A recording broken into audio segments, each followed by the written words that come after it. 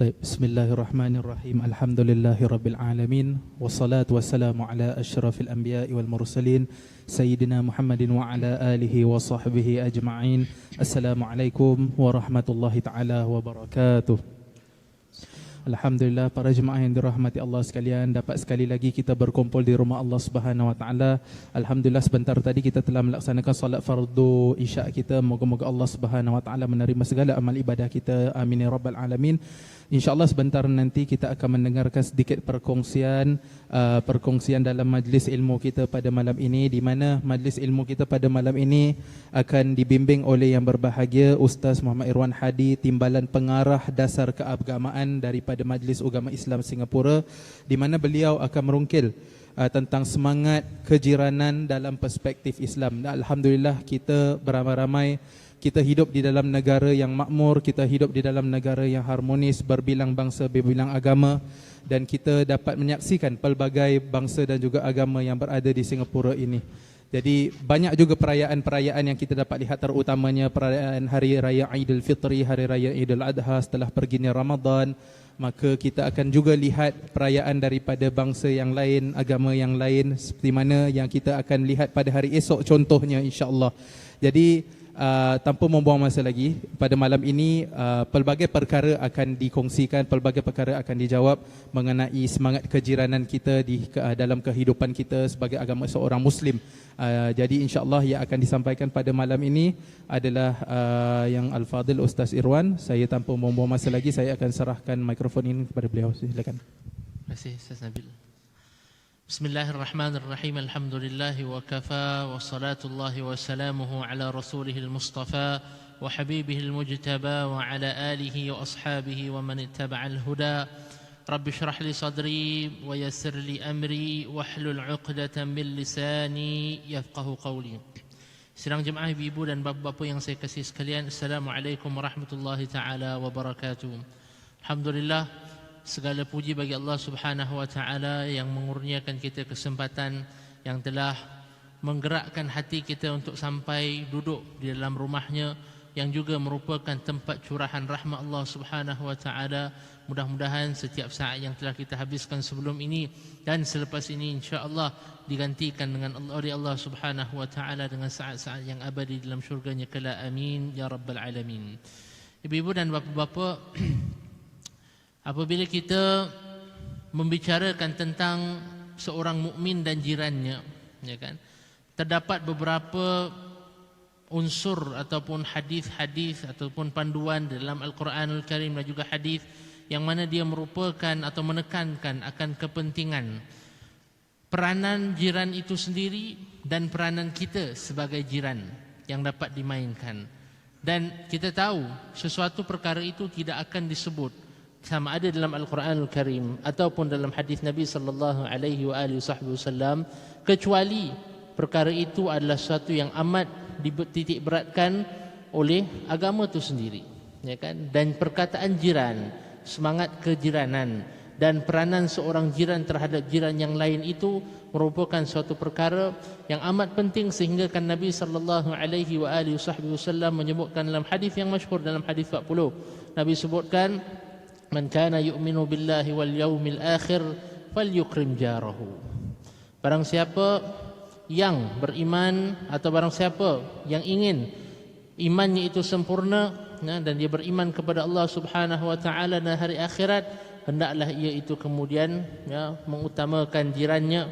Dan bahkan dalam hadis yang lain disebutkan bahawa Nabi sallallahu alaihi wasallam menyebutkan atau bersabda bahawa aku dipesan dan diwasiatkan oleh Allah Subhanahu Wa Taala melalui malaikat Jibril akan perananku untuk menjaga, ya kan, jiranku, sehingga hampir-hampir aku ini menyangka bahawa jiran ini akan mempunyai hak daripada perwarisan atau peninggalan hartaku bila aku meninggal nanti. Saking pentingnya peranan menjaga keharmonian kehidupan dengan jiran, memastikan bahawa jiran itu kemudian merasakan kebaikan, dan hadis-hadis yang lain kita akan lalui. Tapi ini semua saya rasa berpunca daripada satu semangat yang masyhur dalam Al-Quran Al-Karim, dalam surah Al-Anbiya, Allah Subhanahu wa taala menyifatkan Nabi sallallahu alaihi wasallam sebagai wa ma arsalnaka illa rahmatan lil alamin. Allah Subhanahu wa taala menyifatkan Nabi sallallahu alaihi wasallam. Para ulama menyebutkan Allah menjadikan misi bagi dakwah Nabi sallallahu alaihi wasallam, misi dan tujuan bagi Nabi ini wujud di atas dunia adalah untuk membawa rahmah dan kebaikan serta manfaat dan harapan kepada orang di sekeliling, termasuk juga bukan hanya alam manusia tapi alam flora dan fauna, alam haiwan, alam segala-galanya termasuk alam jin pun. Sebab itu perkataan al-alamin dalam Al-Quran bukan alam saja tapi berbagai bentuk alam. Sebab itu namanya alamin, bentuk plural, jamak dalam Al-Quran Al-Karim. Kalau kita lihat, bila kita sebut tentang semangat rahmatan lil alamin inilah, sebab itu pernah suatu ketika Nabi sallallahu alaihi wasallam sedang duduk berkumpul dengan para sahabat, yang mana di kelilingnya ada sahabat-sahabat yang senior, antaranya Sayyidina Abu Bakar, Sayyidina Umar dan sebagainya. Nabi bertanya kepada para sahabat, di antara jenis-jenis pokok ada yang tidak pernah gugur daunnya, dan itu adalah perumpamaan seorang muslim.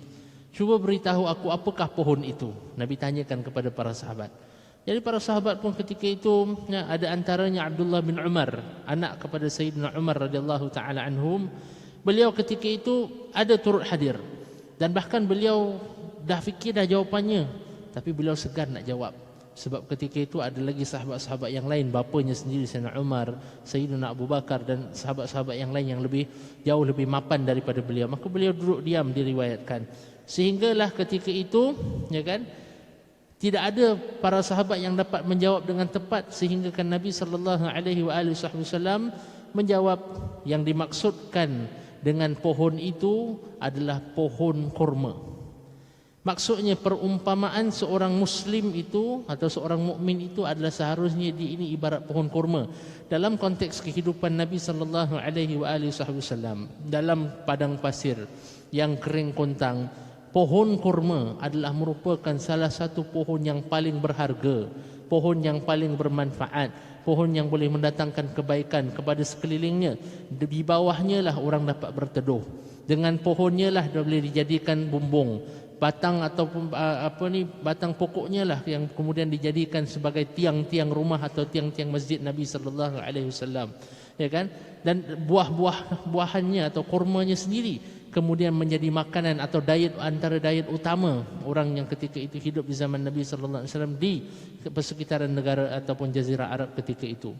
Nak menunjukkan bahawa seorang mukmin itu kalau benarlah dia ini nak menghargai, nak mengamalkan dan menzahirkan sunnah rahmatan lil alamin, dia perlu pastikan bahawa diri dia ini ibarat pokok kurma yang disebutkan Nabi sallallahu alaihi wasallam.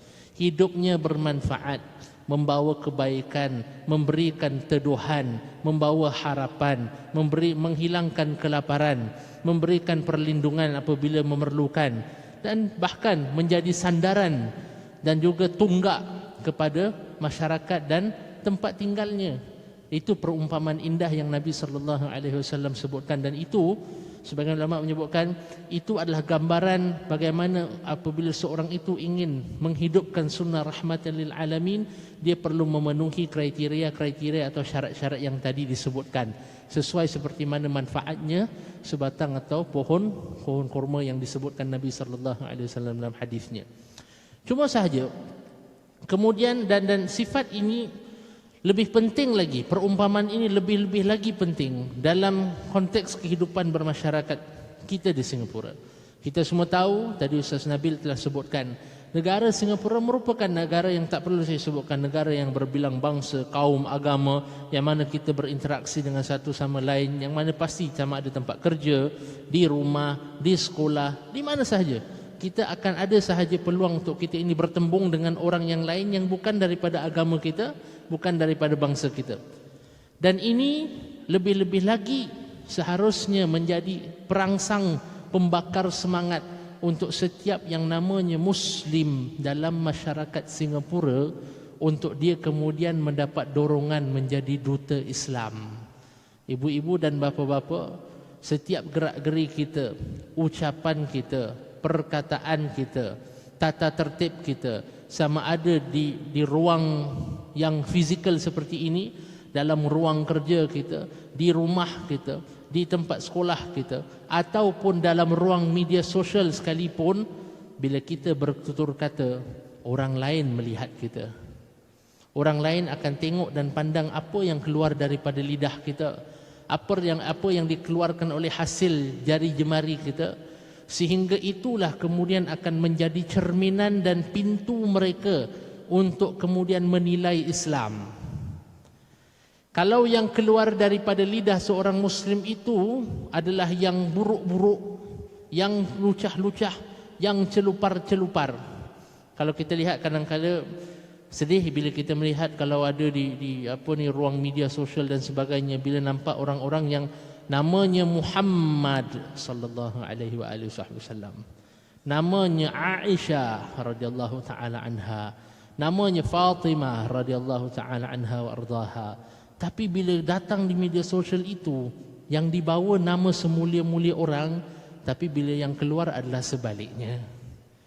Orang tengok, ini nama Muhammad sallallahu alaihi wasallam.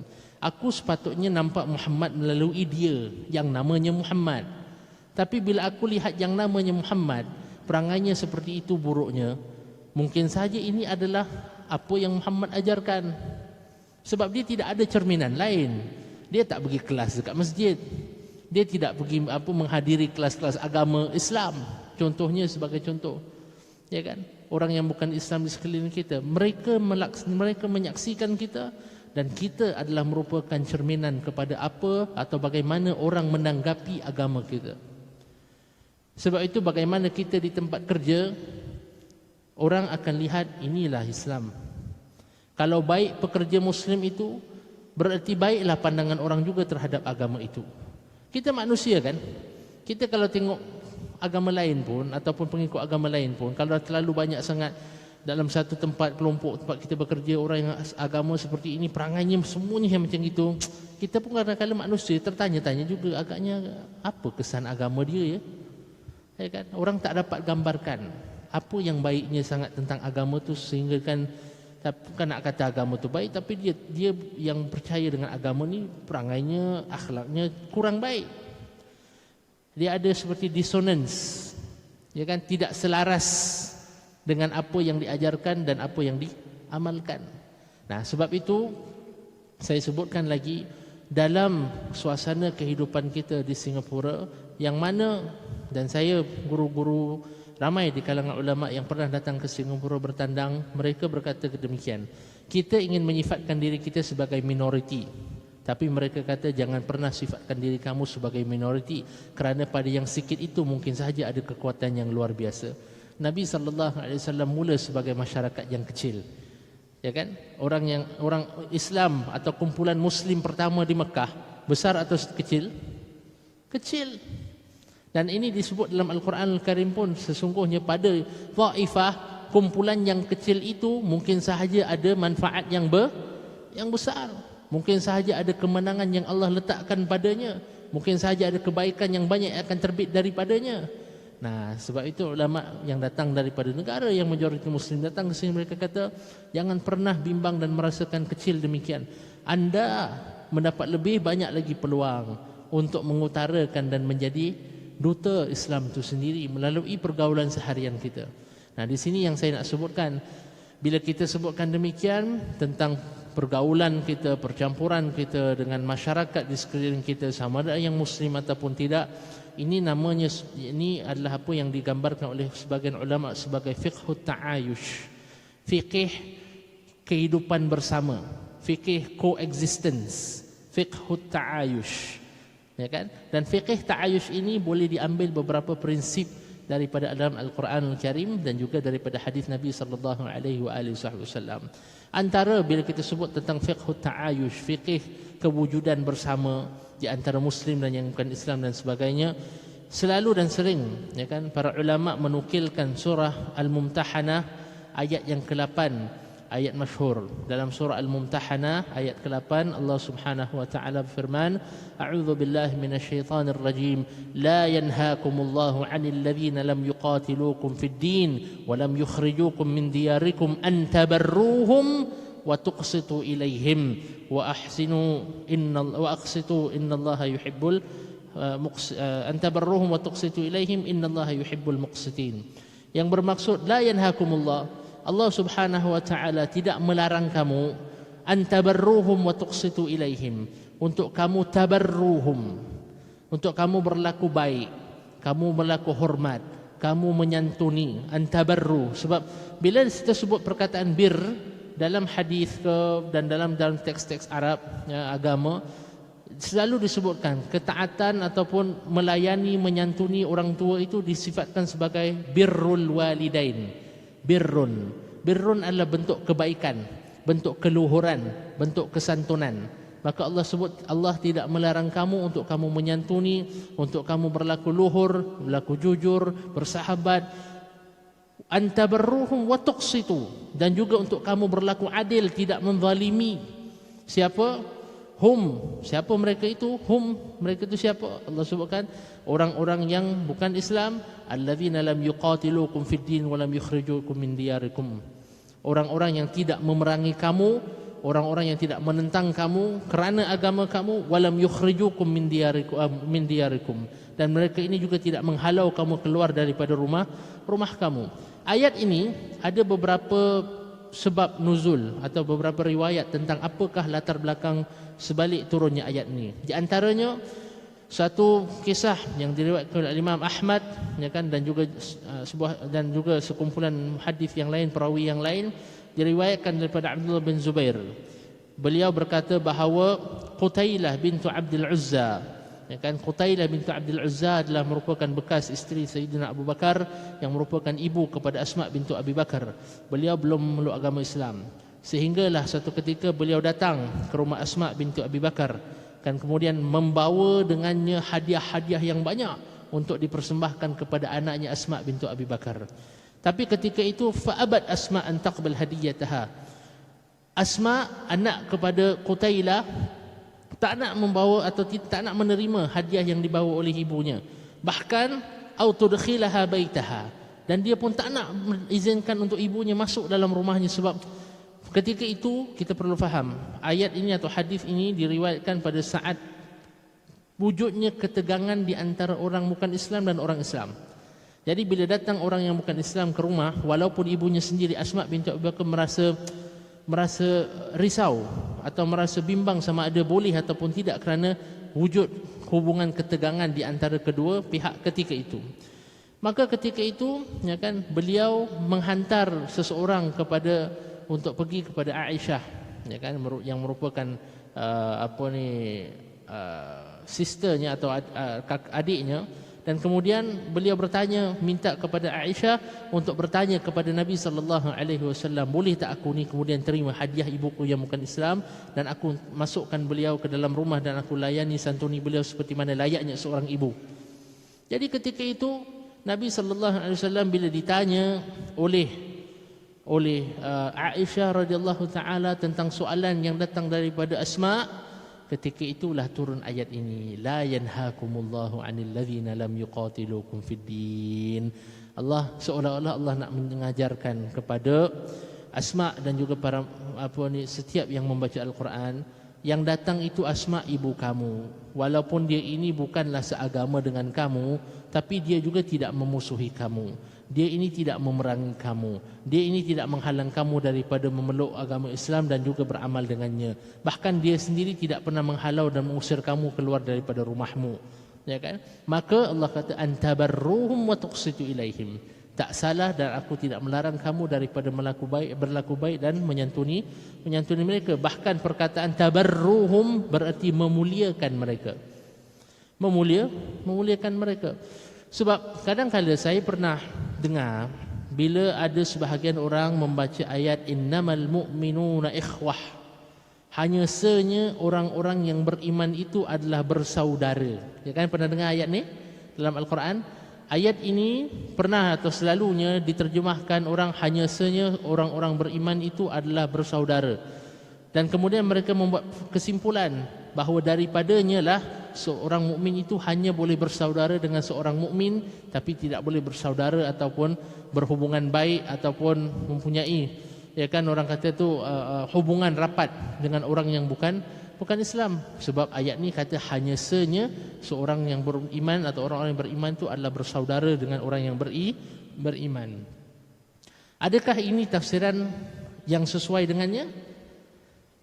Almarhum Syekh Muhammad Sa'id Ramadan Al-Buti dalam kitabnya Al-Hubbu fil Quran wa Dawruhu fi Hayatil Insan, yang bermaksud kecintaan di dalam Al-Quran dan peranannya dalam kehidupan insan, mengatakan bahawa ayat ini innamal mu'minuna ikhwah tidak seharusnya difahami sebagai ayat yang kemudian melarang daripada umat Islam bersaudara atau berhubungan rapat dengan orang bukan Islam. Tapi apa maksud ayat itu sebenarnya adalah seorang mukmin dengan mukmin yang lain hubungannya sepatutnya hanyalah hubungan bersaudara yang baik saja. Tak sepatutnya ada hubungan yang tak baik di antara mereka. Itu maksud ayat tersebut. Dia nak mengingatkan bahawa seorang mukmin tak seharusnya bermusuhan dengan mukmin yang lain. Seorang mukmin tidak seharusnya berseteru dengan mukmin yang lain. Itu maksud hadis tersebut. Jangan ada hubungan yang lain kecuali hubungan yang baik sahaja. Tapi ini kemudian telah disalahfahami, disalah tafsir sebagai ayat yang mengatakan orang Islam tidak boleh berhubungan baik dengan orang bukan Islam. Maknanya hubungan setakat yang perlu je lah Ustaz. Dia bos terpaksa lah, kita nak buat macam mana Ustaz? Ya kan, dia kawan kerja saya, nak buat macam mana? Terpaksa, semuanya terpaksa. Tapi sedangkan kadang-kadang ada je kita di kalangan kita yang ada kawan-kawan rapat yang bukan Islam pun yang berkongsi, ya kan, yang kita berkongsi masalah dengan dia, dia berkongsi masalah dengan kita, kita susah dia bantu, dia susah kita pun nak bantu sebab dah lama berkawan. Ya kan, saya masih ingat lagi, saya ni zaman milenial lah. Orang-orang milenial ni tak rasa hidup kampung. Tapi almarhumah nenek saya dan atuk saya, mereka pernah tinggal kampung. Dan saya tak boleh lupa mereka tinggal di kampung Hegwansan. Sampailah umur beliau dah lanjut 70-an tahun pun, bila terjumpa dengan orang yang memang selalu jual kain datang rumah. Orang dulu-dulu kan datang rumah jual kain kan. Saya pun tak tahu sekarang tak buat macam tu, orang online je semua. Tapi orang dulu datang bawa kain. Mereka, dan dia seorang yang bukan Islam, bila jumpa menangis-nangis macam, saya kata, ni saudara kita ke apa ni ni? Dia kata bukan saudara, kawan lama. Dan dia orang bukan Islam. Tapi kerana dahulunya semangat kampung tu lain dengan semangat hari ini, ya kan? Kehidupan mereka bila bergaul dulu tak ada masalah, tak ada kebimbangan akidah terjejas ke, tak ada pula bila campur dengan orang bukan Islam dekat kampung dulu takut pula anak-anak aku ni semua murtad. Tak ada pun yang macam itu, kebimbangan seperti itu tak timbul. Tapi hari ini ternyata kebimbangan seperti itu mungkin ada, mungkin timbul sebab perubahan yang berbeza dan sebagainya, ya kan? Nah, sebab itu saya nak mulakan sebagai satu prinsip dalam fiqh ta'ayush, fiqh kehidupan bersama, ayat 8 daripada surah Al-Mumtahanah, ya kan? Dan kemudian yang kedua, asas atau ayat yang merupakan asas kedua kepada fiqh ta'ayush, fiqh kewujudan bersama adalah apa yang Allah Subhanahu wa taala sebutkan dalam surah Al-Hujurat ayat 13. Allah sebutkan, a'udzu billahi minasyaitonir rajim, ya ayyuhan nasu inna khalaqnakum min dzakarin wa untha wa ja'alnakum syu'uban wa qabaila lita'arafu inna akramakum 'indallahi atqakum. Yang bermaksud, wahai manusia, sesungguhnya kami ini telah menjadikan kamu syu'uban min dzakarin wa untha, daripada seorang lelaki dan seorang wanita. Wa ja'alnakum syu'uban wa qabail, dan kami menjadikan kamu bersuku-suku dan berpuak-puak, supaya akhirnya apa? Kenapa suku banyak-banyak ni? Apa tujuan Allah jadikan kita lain kalanya, lain bahasanya, lain sukunya? Melayu ada suku yang beratus, India pun ada suku yang beratus, Cina pun berpuluh suku dan bahkan lebih lagi ratusan, ya kan, dengan dialek yang pelbagai dan sebagainya. Hatta Arab pun ada suku-sukunya. Kenapa? Allah kata li ta'arafu, supaya ada sebab untuk kamu ini bertemu dan saling kenal mengenal. Kalau semua dah sama aja, kalau satu dunia semua makan mie rebus saja, pergi Amerika pun makan mie rebus saja, pergi Australia pun makan mie rebus saja, pergi kutub utara ke kutub selatan pun makan mie rebus saja, dah tak ada apa nak jalan jauh-jauh kan. Tapi kita hari ini kita jalan sebab kita nak tengok negeri orang, nak tengok budaya orang, nak kenal orang, nak tahu apa ni ketamadunan yang lain. Sebab itu kita mencari tempat yang pelbagai, betul? Kalau ada semua sama saja, Semua satu dunia, rumahnya sama, budayanya sama, adatnya sama. Bosan kehidupan dunia. Maka antara hikmah ulama sebutkan Allah jadikan kita berbeza li ta'arafu, supaya ada sebab untuk kamu ini saling kenal mengenal. Pertama. Dan daripada sini Imam Az-Zamakhsyari ketika mengulas ayat ini, beliau mengatakan bahawa kita perlu sedar, ya kan, bahawa kita ini tidak kira bangsa ataupun agama, lahirnya daripada seorang ibu dan bapa yang sama, Adam dan Hawa. Jangan pernah lupa persamaan asas ini. Sebab pada saat kita lupa, itulah yang kemudian menjadikan peperangan. Kita tahu kan apa yang berlaku, atau apakah antara motivasi utama bila yang digunakan Hitler sebagai contoh untuk melancarkan peperangan ketika itu. Dia mengatakan bahawa kaumnya adalah kaum yang mulia, kaum yang jauh lebih bagus daripada kaum yang lain, kaum yang sempurna. Maka dan kerana itulah maka kaum-kaum yang lain semua, sama ada mereka turut dengan mereka atau hanya menjadi orang secondary, kelas kedua, ketiga, keempat. Dan kerana itu kemudian terjadi dan tercetus peperangan. Kita dah lihat dalam pelbagai tempat di dunia ini yang mana apabila satu kaum merasakan bahawa mereka sahaja yang patut, yang berkuasa, yang mulia, sehingga mereka ini kemudian patut memiliki orang lain, mereka kemudian mencetuskan peperangan. Dan sedang itu bukan itu yang diinginkan daripada Allah Subhanahu wa taala, ya kan? Taib. Sebab itu guru saya pernah berpesan, bila kita ini nak melihat kepada hubungan kita dengan orang yang bukan Islam dan sebagainya, selalulah ingat, guru saya pesan sebelum saya balik. Dia kata, jika Nabi SAW mendoakan kebaikan, panduan dan keimanan, agar dikurniakan panduan dan keimanan untuk orang-orang yang memusuhi dan menyakitinya. Dan kita tahu ini berlaku di Taif, di Uhud dan sebagainya. Dan Nabi SAW mendoakan apa? Kebaikan untuk mereka. Ini kan pula terhadap orang bukan Islam yang tidak menyakiti kita. Itu merupakan salah satu pesan daripada guru saya. Saya pegang dengan pesan itu, saya tak pernah lupa. Sebab dia kata, Hadi, kamu pulang ke negara yang kamu akan hidup, kamu akan bekerja, bertugas dengan ramai orang yang bukan Islam. Ingat prinsip Nabi ini. Yang mana Nabi, dia kalau dia mendoakan orang yang menyakitinya, ini kan pula dengan orang Islam yang tidak menyakiti, orang bukan Islam yang tidak menyakiti. Lebih-lebih lagi kamu seharusnya menjaga hubungan dengan mereka demi kemaslahatan semua orang, termasuk kemaslahatan agama itu sendiri dan masyarakat Islam.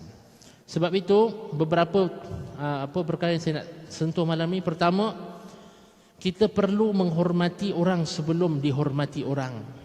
Kita perlu memuliakan orang sebelum kita ini dimuliakan. Saya ambil petik daripada sebuah hadis yang diriwayatkan oleh Imam Muslim. Hadis masyhur, saya yakin yang ada duduk dekat masjid ni pernah dengar. Tentang suatu ketika Nabi SAW sedang duduk, kemudian lalu di hadapannya jenazah seorang Yahudi. Lalu Nabi SAW bangkit sebagai tanda hormat, bukan bangkit suka-suka, bangkit sebagai tanda hormat. Dan kemudian selepas itu sahabatnya, ya Rasulullah, ini Yahudi yang jalan depan kamu ni, kamu diri. Apa jawapan Nabi SAW? Nabi jawab apa? Alaysat nafsan hi, bukankah dia itu juga jiwa yang telah diciptakan Allah Subhanahu wa taala?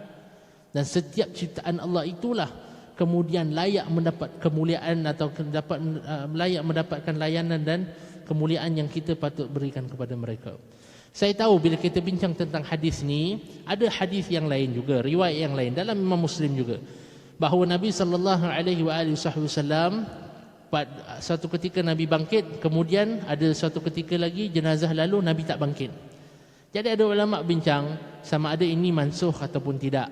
Ya kan, sebagian ulama mengatakan, sebab Nabi mula-mula bangkit, lepas tu dah tak bangkit, berarti yang tak bangkit ini memansuhkan hukum, berarti kita tak boleh lagi nak menghormati jenazah orang yang bukan Islam. Imam An-Nawawi dalam syarah sahih Muslimnya menyebutkan, daripada kita mengatakan satu hadis ini memansuhkan hadis yang lain, kita cuba gabungkan, jamakkan antara dua hadis. Macam mana nak jamakkan supaya seolah-olah dua hadis ini tidak bertentangan dengan satu sama lain?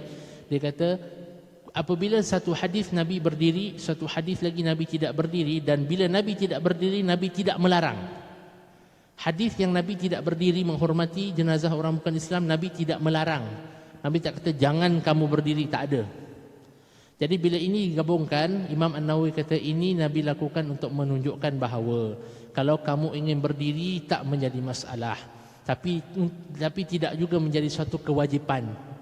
Ya kan? Tidak juga menjadi suatu kewajipan, sebab itu Nabi duduk pada tempat yang atau keadaan yang lain. Ini sama seperti ini cara Nabi mendidik. Sebab tu sebagai contoh Nabi solat tarawih satu malam di masjid. Kemudian satu malam lagi Nabi tak keluar, duduk di rumah. Kenapa? Sebab Nabi tak nak orang kemudian memahami seakan-akan itu merupakan suatu kewajipan untuk solat tarawih di masjid. Maka ketika itu Nabi bila berdiri satu keadaan menghormati jenazah, kemudian duduk pada keadaan yang lain, itu hanya menunjukkan Imam Nawawi kata bahawa Nabi kata itu bukan wajib berdiri. Jadi kalau sebagai contoh, saya pernah ditanya, kita di Singapura kadang-kadang ada jiran orang bukan Islam yang kita dah tahu dah tinggal dengan dia 20-30 tahun bersama. Kita dah tengok anak dia besar, anak dia pun dah kenal anak kita, dah macam keluarga. Kemudian dia meninggal dunia, ya kan? Dia meninggal dunia. Boleh atau tidak kita ni kemudian nak pergi bawah tu? Contoh kalau dia ada buat wake ke apa dan sebagainya di bawah blok, kita turun bawah blok tu tengok diri. Boleh atau tidak? Boleh. Bukan kita pergi sana kita sembah dia. Ya kan? Kalau pergi dengan niat untuk atas dasar silaturahim dan menghormati dia seperti mana Nabi sallallahu alaihi wasallam menghormati jenazah yang lalu di hadapannya, ini tak menjadi masalah.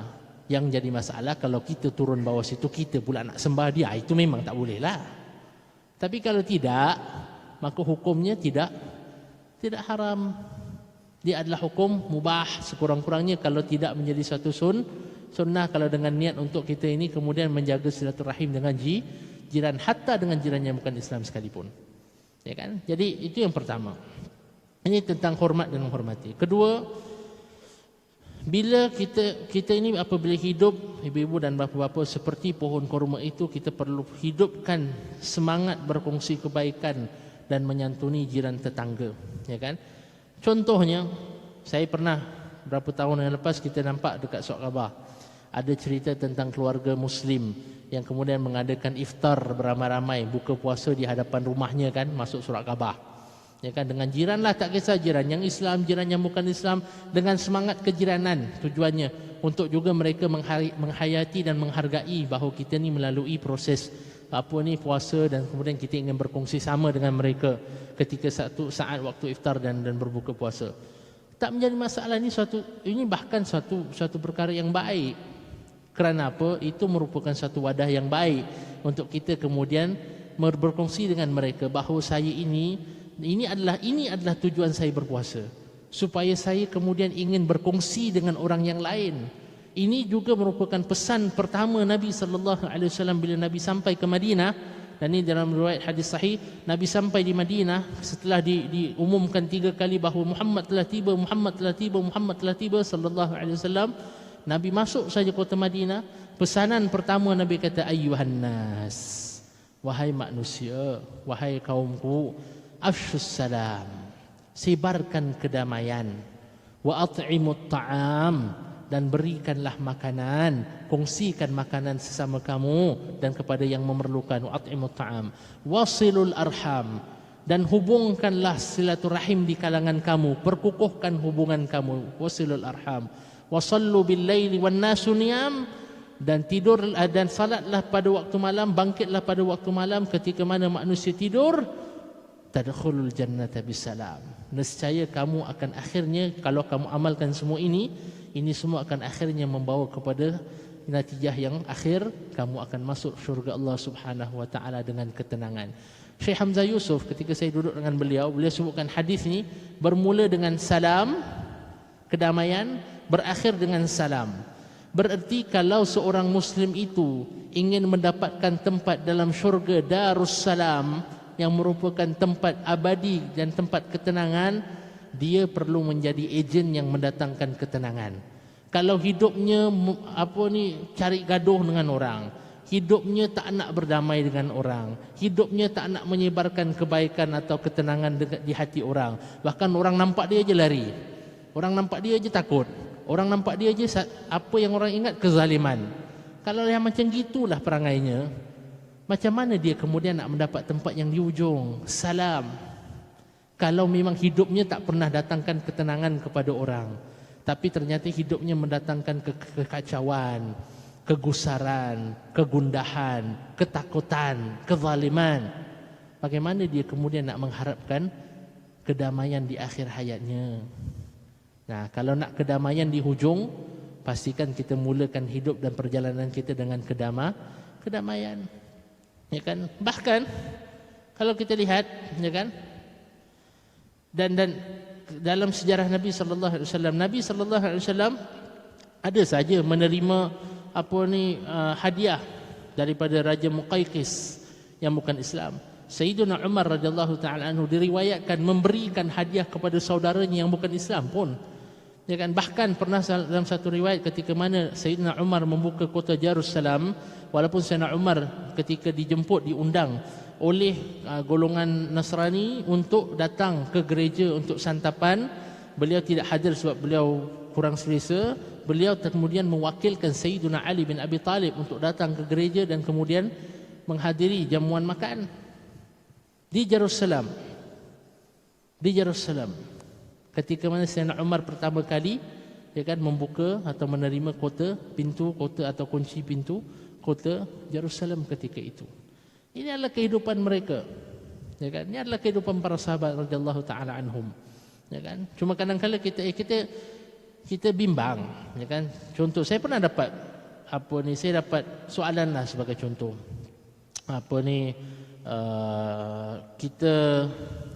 Kita ni duduk ustaz dekat negeri ni, tiba-tiba berapa tahun ni saya ada dengar apa hukum kita ni nak wish, yalah, Merry Christmas satu, nak wish Happy Deepavali ke, nak wish Happy Chinese New Year pun, gongsi facai tu. Boleh ke tidak saya nak sebut ni gongsi facai ni kan kita mendoakan keberkatan untuk mereka. Boleh ataupun tidak. Di sini ulama berbeza pandangan. Ada dua golongan. Dan setiap ulama ini berijtihad atas dasar pandangan dan juga dalil mereka masing-masing. Pandangan yang pertama antaranya Imam Ibn Taymiyah, antaranya Syekh Saleh Fauzan, Syekh Abdullah bin Baz dan sebagainya. Mereka berpandangan bahawa adalah haram untuk seorang Muslim itu, ya kan, mengucapkan selamat kepada orang bukan Islam ketika hari-hari perayaan agama mereka. Sebab kenapa? Itu satu, atas dasar seolah-olah kita ini meniru orang yang bukan Islam. Dan Nabi SAW menyebutkan dalam hadis, man tashabbaha biqaumin fahuwa minhum. Barang siapa yang meniru-niru satu kaum, dia adalah daripada kalangan mereka. Nanti saya bincangkan perbincangan ulama tentang perbezaan antara tiruan dan kebersamaan. Tashabbuh dengan musyabahah, dua perkara yang berbeza. Kemudian mereka menyebutkan seolah-olah kalau kita ini mengucapkan selamat pada hari raya mereka atau perayaan mereka, kita seolah-olah redha dengan kekufuran, dan ataupun kita ini seolah-olah menyambut peribadatan orang lain. Ini adalah hujah mereka, ya kan? Dan saya hormati, ini adalah pandangan mereka, ini adalah hujah mereka. Pandangan saya sendiri, pandangan pejabat mufti, pandangan bahkan sebahagian ulama waktu silam, bukan ulama yang moden pun, ulama silam.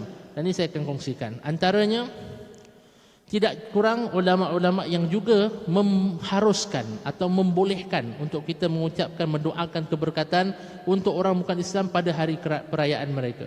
Antaranya Syekh Muhammad Ahmad Alish Al-Maliki, ketika ditanya seorang Muslim itu apabila pergi ke rumah orang Islam yang bukan berperang, maknanya hubungan baik, pada hari perayaannya, dan mengucapkan moga Allah Subhanahu wa taala memelihara umurmu sepanjang tahun untuk orang bukan Islam, adakah ia dikira sebagai terkeluar daripada Islam ataupun tidak?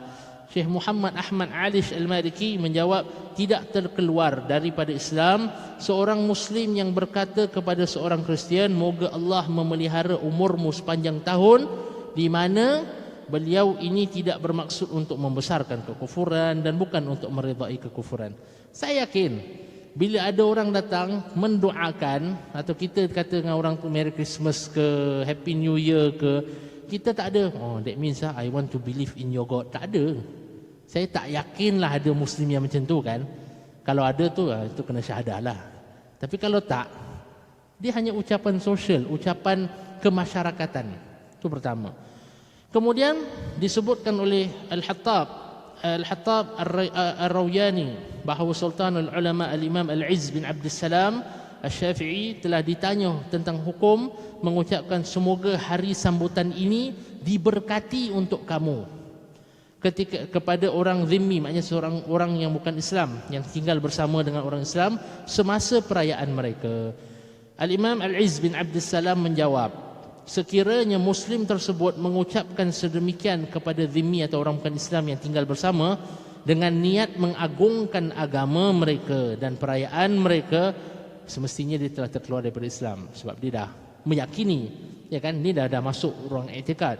Tapi adapun sekiranya beliau tidak bermaksud sedemikian dan ucapan itu sekadar terlontar di mulutnya sahaja tanpa ada keyakinan untuk nak mempercayai, meyakini agama yang lain selain Islam, Imam Al-Izz bin Abdul Salam, dan ini adalah antara merupakan ulama besar dalam mazhab Syafi'i, beliau kata orang itu tidak terkeluar daripada Islam kerana ucapannya adalah tanpa niat. Pandangan ini juga dipegang oleh sebagian ulama kontemporari seperti Syekh Ahmad Syarbishi, Syekh Mustafa Zarqa, ulama Syam, Syekh Abdullah bin Baya yang datang ke Singapura tahun lepas, Syekh Syauqi Alam, mufti Mesir hari ini, Syekh Dr. Ali Jum'ah, Syekh saya yang merupakan mufti Mesir, mantan mufti Mesir, Syekh Abdul Sattar Fathullah Said, salah seorang pensyarah di Universiti Azhar juga. Dalil mereka tadi ayat yang pertama saya bacakan, surah Al-Mumtahanah ayat ke-8. Dalil kedua dalam surah An-Nisa, Allah Subhanahu wa taala menyebutkan surah An-Nisa ayat 86. Wa idza huyyitum bi tahiyyatin fahayyu bi ahsana minha aw rudduha innallaha kana ala kulli syai'in hasiba. Yang bermaksud apabila kamu diberikan penghormatan ataupun diberikan ucapan dengan sesuatu penghormatan, maka balaslah penghormatan itu dengan yang lebih baik daripadanya, atau balaslah sekurang-kurangnya dengan yang serupa.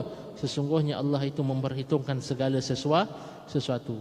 Al-Imam Fakhrul Razi menyebutkan maksud tahiyyah di sini adalah merupakan kiasan kepada apa jua bentuk perbuatan yang memuliakan sesuatu dan seseorang. Selagi mana orang itu melakukan sesuatu yang memuliakan kita, kita juga seharusnya memuliakan orang itu selagi mana dalam batasan agama. Jadi kalau tentang isu daripada sini saya dapat beberapa prinsip lah ya. Prinsip pertama, kita perlu selalu tanya diri kita, apakah ya kan yang dilakukan itu memang ritual keagamaan semata-mata, maksudnya ibadah, atau ia lebih berbentuk bercampur dengan kebudayaan. Saya pernah ditanya, Ustaz, boleh ke saya company ni ada buat Chinese New Year dinner, saya ni nak taruh lohei, nak angkat yusheng atau lohei, ya kan? Yusheng atau lohei ini, mereka bila melakukan demikian memang ada simbol-simbolnya pada dia. Bila dia campak tinggi itu, mudah-mudahan dengan itu lebih banyak berkat datang, ya kan? Setiap warna tu ada representationnya. Kacang sebagai contoh, dia merupakan simbol tanda kepada emas dan sebagainya. Dia ada simbol-simbol di sebaliknya. Tapi dia bukan simbol keagamaan, dia simbol harapan. Dia simbol harapan. Sama macam kita Melayu. Bila kita ni, dulu saya dimaklumkan oleh salah seorang pakar budayawan kita, bila kita, orang-orang dulu bila nikah, dia masak pulut kuning tu untuk apa? Apa simbol di sebalik pulut kuning? Budayawan ni beritahu saya orang muda tak tahu. Saya tanya orang lebih pengalaman. Budayawan ni kata pulut kuning itu merupakan simbol. Bila dia masak pulut kan dia melekat kan, nasinya melekat, berasnya melekat, beras pulut. Itu tanda harapan, mudah-mudahan pernikahan yang berlaku itu dia akan juga turut berpegang teguh seperti mana melekatnya pulut kuning. Baru saya tahu. Saya tak tahu dulu. Bedal aja lah, nampak pulut sedap, makan dengan rendang habis, ya kan? Tapi lepas tu baru tahu. Tapi itu bukan, itu apakah dengan itu kemudian sekarang kita tak boleh masak pulut kuning pula? Bukan itu maksudnya. Itu bukan kita mengikatkan, ni kalau membuat pulut kuning berarti kuat jodoh dia. Itu lain. Kita buat pulut kuning sebagai harapan. Mudah-mudahan pernikahan ini akan juga kukuh seperti mana kuatnya, akan melekat kekal seperti mana melekatnya beras pulut yang kita sajikan untuk tetamu pada hari ini. Itu harapan.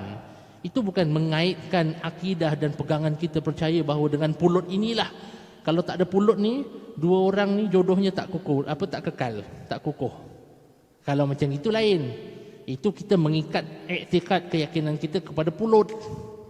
Tapi kalau tidak, maka tak menjadi masalah. Sama juga Yusheng ini, kita bila datang, Yusheng adalah cultural lebih daripada ibadah. Lainlah, dia suruh kita ketuk ke sebagainya, suruh kita tasbih sekali, itu lain. Tapi ini dia Yusheng, ya kan? Satu. Kedua, orang tanya, Ustaz, saya kalau pakai kalau saya cakap gongsi facai, Ustaz, boleh ke tidak? Maksud gongsi facai, kawan-kawan Cina saya beritahu, adalah untuk mendoakan prosperity, ya kan, kemajuan, keberkatan dan sebagainya. Kalau kita tengok pandangan yang tadi disebutkan oleh para ulama, antaranya ulama daripada Maliki, ulama daripada Syafi'i, Al-Izz bin Abdul Salam, kalau kita mendoakan keberkatan hidup untuk orang bukan Islam di dunia ini tak menjadi masalah. Maka ucapan gongsi facai itu kalau disebut hanya atas dasar sosial, kemasyarakatan, untuk kita mendoakan dia sebab dia kawan baik kita, jiran baik kita, maka dia tidak, pada pandangan saya dan pada pandangan ulama ini, tidak termasuk dalam ucapan yang mengeluarkan seseorang daripada akidah. Ini juga adalah pandangan daripada pejabat mufti Singapura, ya kan? Jadi saya harap jelas, jangan ada yang kemudian, dan kemudian orang tanya, Ustaz, habis yang hadis tu man tashabbaha biqaumin. Ini last saya terangkan sebelum saya akhiri hari ini. Barang siapa yang meniru-niru satu kaum, dia adalah daripada kalangan mereka. Syekh Abdullah bin Bayyah, seorang alim besar yang tahun lepas datang ke Singapura, Syekh Abdullah bin Bayyah, beliau menyebutkan perlu kita bezakan antara perkataan tasyabbuh dengan musyabahah. Tasyabbuh berarti tiru untuk mengikuti orang tu dan meyakini apa yang dia yakini. Itu tasyabbuh. Adapun musyabahah adalah kita sama dengan dia tapi niat kita berbeza. Kita pun tidak mengikut dia kerana kita nak menjadi seperti dia, tapi kita atas dasar sosial, atas dasar kemasyarakatan, atas dasar kebersamaan saja. Contoh, pasal hadis ni, kalau kita nak gunakan tiru, kita hari ni semua pakai seluar, pakai tie, pakai kot, seolah-olah tak ikut pula orang Islam. Ada orang pandangan demikian kan, sebab tasyabbuh, meniru-niru. Tapi habis orang yang Islam tapi tinggal memang lahirnya di negeri yang memang pakai tie, takkan kita kata dia pun tak boleh pakai macam tu, dia nak kena pakai apa pula lepas tu? Memang dia lahir macam tu. Mak Saleh takkan nak suruh Mak Saleh pakai baju kurung dekat negeri Mak Saleh. Kan tak kena tu. Bahkan sebagian ulama menyebutkan, dan ini saya terima daripada Syekh Hamzah Yusof, boleh sebutkan, ada ulama yang menyebutkan itu bahkan adalah satu, orang kata, bahasa lembutnya adalah suatu kegagalan penafsiran dan melakukan sesuatu yang bercanggah dengan adat kebiasaan masyarakat yang suatu tak wajar maksudnya, ya. Jadi Syekh Abdullah bin Bayyah kata perlu kita bezakan antara tiruan atau meniru, tashabbuh dan juga persamaan. Sebab pernah diriwayatkan oleh Ibn Abidin dalam kitabnya Durrul Mukhtar, salah seorang ulama besar Imam mazhab Hanafi, beliau berkata, Hisham berkata, aku melihat Abu Yusuf, salah seorang murid masyhur Abu Hanifah, memakai sepasang sandal yang dijahit dengan paku-paku, ya kan? Kadang-kadang kita nampak sandal lama yang ada paku-paku macam thumbtack besar-besar sikit tu, dijahit dengan paku-paku. Lalu aku berkata kepada kepada Abu Yusuf, apakah kamu tak rasa bersalah pakai kasut macam ni, sandal macam ni? Maka Abu Yusuf kata, tidak, aku tak rasa bersalah. Ya kan? Lalu orang itu berkata kepada Abu Yusuf, aku berkata Sufyan dan Thawr bin Yazid tidak suka kepada sandal ini kerana sandal ini menyerupai seorang rahib. Dia orang atau rahib-rahib pun menggunakan sandal yang sama. Seolah-olah kita kata kalau orang bukan Islam pakai Nike, kita pun tak boleh pakai Nike. Sebab nanti sama macam orang bukan Islam. Tapi kemudian Abu Yusuf menjawab, ya kan? Beliau menyatakan, ya kan, Nabi sallallahu alaihi wasallam memakai sandal yang ada bulu di atasnya. Bulu binatang lah. Dan Ibn Abidin mengatakan sesungguhnya sandal yang Nabi sallallahu alaihi wasallam pakai ketika itu juga dipakai oleh rahib pada zaman Nabi sallallahu alaihi wasallam. Maka ini menunjukkan bahawa apa-apa persamaan atau penyerupaan yang berkaitan dengan kebaikan manusia tidak bermasalah. Kita pakai sandal, dia pakai sandal. Dah lah. Bukan saya pakai sandal sebab dengan pakai sandal ni saya percaya saya agama dia, tidak. Maka sama juga bila kita ni mengucapkan, tak kira lah Happy Deepavali ke, Happy Chinese New Year ke, Happy New Year ke dan sebagainya, itu niat kita apa yang pertama?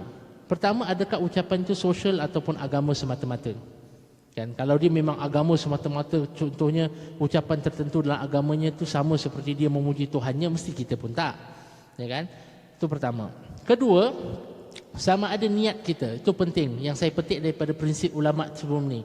Ada niat ataupun tidak. Apa niat kita bila kita mengucapkan selamat kepada orang yang bukan Islam dan sebagainya. Hatta kita memberikan oren. Dia bagi kita oren. Kan kadang-kadang kita ada jiran macam tu kan. Jiran ni tengah nak apa Chinese New Year, dia bagilah kita macam-macam kacang lah, apalah, oren lah. Kita pula jiran kan, berjiran, adat berjiran. Ada orang pernah tanya saya, Ustaz, boleh tak saya kalau kasih balik dekat dia? Saya kata kasih je lah. Niat awak bagi itu apa? Bukan niat awak bagi itu nak berkeyakinan seperti agama dan sebagainya, ya kan? Kita bagi itu atas dasar silaturahim, atas dasar jiran, atas dasar apa yang Nabi sallallahu alaihi wasallam ajarkan. Hendaklah kamu ini saling memberikan hadiah, kerana dengan itu kamu akan saling kasih mengasihi. Itu sunnah Nabi sallallahu alaihi wasallam. Kalau memang niat kita adalah itu, bukan untuk berkeyakinan dengan agama dan sebagainya, pandangan saya dan sebagian ulama yang ada di sini juga, dia bukan menjadi masalah. Sebab kadang-kadang kita dapat hampers kan, tengah-tengah Chinese New Year dapat hampers. Ialah kalau dalam tu ada benda yang tak boleh makan, janganlah makan. Tapi benda yang halal makan, tak menjadi masalah. Sebab dia bagi hadiah kepada kita, maka kita pun bagi. Kalau nak bagi balik silakan, kuih ke lauk ke apa ke silakan, tak menjadi masalah, ya kan? Sama ada kita makan atau tidak, itu yang lain, ya. Taib, dan saya akhiri dengan satu pandangan ataupun statement Syekhul Islam Ibn Taymiyah. Sekiranya ada Muslim yang hidup di negara bukan Islam, yang mana mereka ini tidak memerangi Islam, maknanya seperti kita lah, tidak diperintahkan kepadanya, maknanya kepada Muslim itu, untuk berbeza dengan bukan Muslim dalam upacara keagamaan yang bersifat luaran, kerana padanya kemudaratan buatnya. Bahkan digalakkan atau diwajibkan baginya untuk kadang-kala menyertai upacara mereka sekiranya terdapat maslahah agama, sama ada untuk menyeru kepada Islam atau mendalamkan kefahaman kita terhadap upacara agama mereka, untuk kita terangkan kepada orang Islam yang lain, atau untuk mengelakkan berlaku sebarang kemudaratan kepada orang Islam, dan sebab-sebab lain daripada tujuan-tujuan yang baik di sisi syarak. Kita hidup dalam negara yang memang kita ini tidak ramai, yang lebih ramai bukan Islam. Dan kalau kita ini hanya mengasingkan diri saja terus, tanpa kita langsung tidak bersama mereka ketika mereka bergembira dan sebagainya, seolah-olah dia hari ini nampak tak ada masalah. 10, 20, 30 tahun akan datang, dia akan menimbulkan tanda-tanda tanya, syakwa sangka, keraguan dan sebagainya kepada sama ada orang Islam ni okey ke tidak dengan kita sebenarnya. Lagi-lagi hari ini diburukkan lagi dengan wal'iyadzubillah keadaan keburukan ISIS dan sebagainya yang memburuk-burukkan lagi imej orang Islam. Lebih-lebih lagi lah umat Islam hari ini harus ke hadapan dan tampil dan menunjukkan bahawa kita adalah umat Nabi Muhammad sallallahu alaihi wasallam yang memberi kebaikan, yang yakin, confident dengan keimanan kita sendiri. Kita ni tak adalah bila pergi kawan kita yang bukan Islam, dia nikah dekat manalah, contoh dekat rumah peribadatan, kita pergi sana kita rasa kita punya iman semua hilang. Iman kita tak adalah, saya yakin tak ada yang iman kita selemah itu, ya kan? Kita pergi sana atas dasar untuk menunjukkan kewujudan kita, untuk orang nampak, out of mind, out of sight, out of mind. Bila kita within sight, dia orang akan nampak kita dan mereka akan, oh ya, ada Muslim di kalangan kita. Kita juga perlu meraihkan mereka, kita juga perlu menghargai mereka, kita juga perlu memberikan bantuan dan sokongan bila perlu, sama seperti mereka akan berikan bantuan dan sokongan kepada kita. Akhirnya manfaatnya kembali kepada orang Islam dan masyarakat Singapura. Akhirnya yang akan kembali kebaikannya kepada kita semua. Dan kalau kita yakin dengan itu, mudah-mudahan kita berjalan di atas pandangan para ulama silam dan para ulama yang masyhur dan muktabar. Kita berjalan di atas sunnah Nabi sallallahu alaihi wasallam. Kita yakin dengan keimanan kita, sehingga bila kita bergaul dengan orang yang bukan Islam, hati kita tenang, iman kita kuat, jiwa kita kental. Mudah-mudahan sifat seperti itu juga dapat ditanamkan kepada anak-anak muda kita, sehingga kita pun tak risau mereka bergaul dengan siapa saja, di mana sahaja mereka berada, iman mereka kukuh dan cekal. Mudah-mudahan Allah Subhanahu wa taala memelihara keimanan kita. Mudah-mudahan Allah Subhanahu wa taala memelihara anak-anak kita, keluarga kita, anak-anak muda kita daripada sebarang anasir keburukan di dunia maupun di akhirat. Mudah-mudahan Allah Subhanahu wa taala mencekalkan lagi keimanan kita, meneguhkan lagi ketakwaan kita, memberikan kepada kita ketenangan dan kedamaian, menjadikan kita ejen-ejen kedamaian, menjadikan kita orang-orang yang menyebarkan salam, sehingga akhirnya kita ini berhak dan layak menjadi penduduk Darussalam bersama dengan Nabi Muhammad sallallahu alaihi wa alihi wasallam. Aqulu qawli hadza wa astaghfirullahal azim li wa lakum.